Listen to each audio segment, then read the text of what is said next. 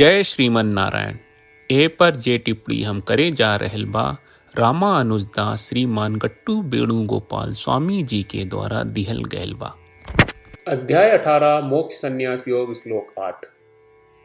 दुःखम् इत्येव यत्कर्म कायक्लेश भयात् त्यजेत् सकृत्वा राजसं त्यागं नैव त्यागफलं लभेत। ओम। गीता 4 श्री कृष्ण परमात्मा अर्जुन समेत हमनी सबके मोक्ष संन्यास योग सिखा रहल बानी। परमात्मा कह रहल बाड़न, अर्जुन निर्धारित कर्म आ वैदिक कर्तव्य के छोड़ देल, कहे कि ऊ कष्टदायक, पीड़ादायक और शारीरिक कष्ट देवे वाला होला। ई सब राजसी त्याग माना जाला। ऐसन त्याग से कबो बढ़िया परिणाम न मिली और कबो ज्ञान न पड़ी। श्री कृष्ण परमात्मा ई कह के साफ कर रहल बाड़े कि शरीर के पीड़ा पैदा करे के डर से आपन धर्म आ कर्तव्य के त्याग के राजसी त्याग कहल जाला और ऐसन त्याग से कबो नीमन परिणाम न मिली। यही से हमनी के आपन निर्धारित वैदिक कर्तव्य के ई भ्रम से न छोड़े के चाहिए कि ऊ हमनी के बांध देई और ई डर से कि ऊ कामना के पूरा करे खातिर हमनी के मेहनत करे के पड़ी। आपन वैदिक कर्म के सही तरीका से निभावत और श्री कृष्ण परमात्मा के प्राप्त के आपन जीवन के उद्देश्य बनावत और खाली श्रीमन नारायण के शरण ले हमनी के श्री कृष्ण परमात्मा के वचन के ठीक श्लोक के रूप में दोहरावे की कोशिश करी जाए। दुःखमित्येव यत्कर्म कायक्लेशभयात् त्यजेत् सकृत्वा राजसं त्यागं नैव त्यागफलं लभेत। श्रीमद् भगवत गीता का पूरा सार श्री कृष्ण परमात्मा ने अध्याय 18वें के श्लोक 65 से 70 में 8 काम करे खातिर दिले बाड़े। श्री कृष्ण कहले, हम ओ लोगन से प्रेम करनी जो लोग इन 8 बातन के मान तारे। हम ओ भक्तन के हर तरह से रक्षा करब। श्री कृष्ण परमात्मा के द्वारा बोलल गईल संपूर्ण भगवत गीता सुनला के बाद अर्जुन कहले, करिष्ये वचनम त्वा, जेके मतलब बा कृष्ण मैं उही करब जौन आप कही। यही कारण बा श्री कृष्ण अर्जुन के हर तरह के सफलता आ विजय प्रदान करेले। आई परमात्मा के आपन व्रत देई कि हमनी के ये 8 गौ कर्म के पालन करी जा।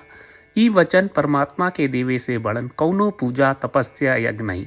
हम 8 प्रण कहब जौन हमनी के करे के चाहिए। आप सब कृपया इन्हन के आपन दिमाग और दिल में सोची। श्री कृष्ण के आपन वचन देवे के ई तरीका में हमनी सबकी कल्पना करे के चाहिए कि श्री कृष्ण का चेहरा खुशी से चमकत बा और खुशी के एहसास करत बा। जय श्रीमन नारायण। यहाँ हमनी के 8 वादा बा। हमनी के पहला वादा, हे श्रीमन नारायण, आपका निर्देश के मुताबिक हम हमेशा तोहार ध्यान करब और तोहार बारे में सोचब। हमनी के दूसर वादा, हे श्रीमन नारायण, आपका सलाह का अनुसार हम हमेशा आपका भक्त रहब। हमनी के तीसर वादा, हे श्रीमन नारायण, हम आपन सब काम तोहरा सेवा के रूप में और तोहरा संतुष्टि खातिर करब। हमनी के चौथा वादा, हे श्रीमन नारायण, जैस की आप माने के कहले रहलू, हमरा बहुत विश्वास बा कि हम आपके होई और हम हमेशा आपन दोनों हाथ जोड़ के आपके नमस्कार करब और आपकी पूजा करब। हमनी के पांचवा वादा, हे श्रीमन नारायण, हमरा के तोरा बात माम एकम शरणम ब्रज 1866 याद कहले, जहां आप हमरा के आपन का अर्पित करे का कहा। श्रीमन नारायण, मैं हमेशा तोहरे शरण में रहब। हमनी के छठवां वादा, हे श्रीमन नारायण, हमरा के तोहरा बात माँ सुचहा 1866 याद कहले कि आप हमनी के शोक ना करे का आश्वासन दे रहे बड़े। हम अब और शोक ना करब। हमनी के 7वां वादा, हे श्रीमन नारायण, आपने हमरा खातिर श्रीमद् भगवत गीता के वितरण करके हम सबके कृपा कहले और आशीर्वाद दहले बा। हम वादा करत बानी कि रोजाना कम से कम 1 श्लोक पढ़ब या सुनब। हमनी के 8वां वादा, हे श्रीमन नारायण, आप गीता के पूरा मानवता तक ले गयलू। हम गीता में आपके दिव्य वचन के उन भक्तन तक पहुँचावे के प्रयास करब जे गीता से अपरिचित बा। हे श्रीमन नारायण, हम उई करब जौन तू करे का कहब। हम ऐसन व्यवहार करब जैसन आप चाहत बानी और हम खाली आपका खातिर काम करब। श्रीमन नारायण के रोज आपन वचन देहल कि हम ओइस करब जैस आप कहत बानी, ई अपने आप में बड़न पूजा बा। श्रीमन नारायण करशे वचनम त्वा। श्रीमन नारायण, हम तोरे निर्देश के मुताबिक काम करब। सर्वम श्री कृष्ण अर्पणम अस्तु। जय श्रीमन नारायण।